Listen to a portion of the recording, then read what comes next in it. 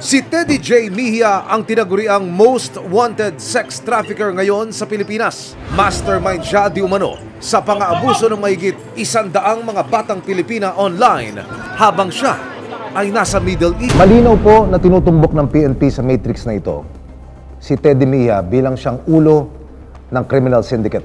Meron ng mga aro na itinuturo naman sa ilalim ng kanyang litrato ang mga binabanggit pong mga tauhan ni Mejia na siyang nagpapakalat ng mga pornographic materials na ibinebenta sa publiko. Kung saan-saan lugar, nakasaad din po rito.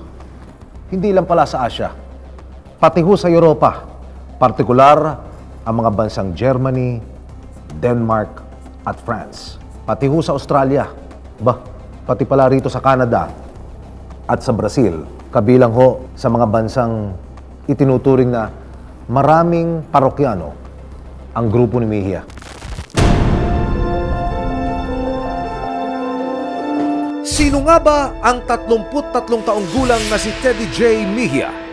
Inilahad ng Philippine National Police Women and Children Protection Center ang pagkatao ng itinuturong mastermind ng malawak na kalakarang ito. Taga Nueva Vizcaya siya. Siya ay nagtatrabaho abroad, isang OFW, 30 plus years old.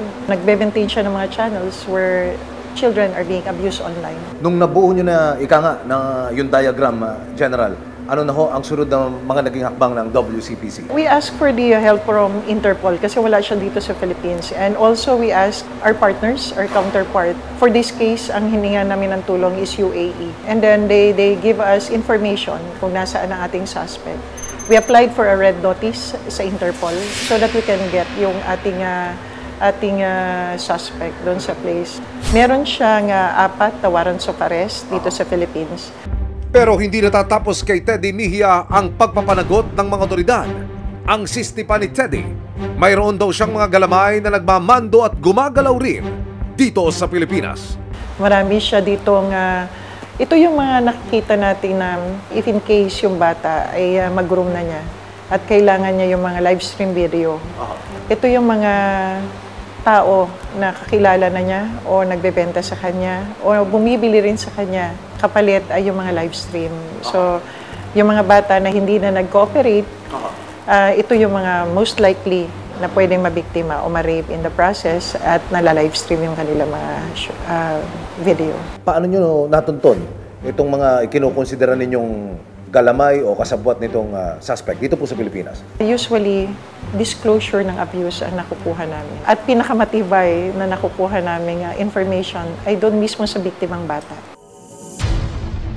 Ayon sa nabuong matrix ng PNP WCPC, Luzon at Visayas ang natukoy nilang lokasyon ng mahigit 100 biktima. Kabilang narito ang Nueva Vizcaya, Baguio, Quirino, Quezon Province, Pampanga at Aklan. Pero nangangamba raw sila na marami silang hindi pa natutuntun. Isa sa pinaka nakakatakot at pinaka nakakapangamba dahil ang biktima rito ay hindi isa lang na bata.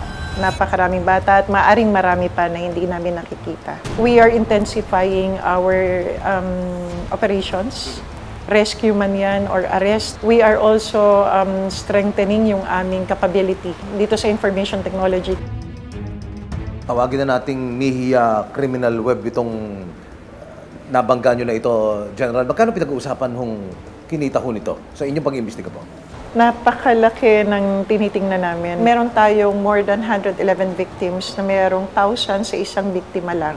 Siguro milyon ang kinikita ng taong ito or ng suspect na ito.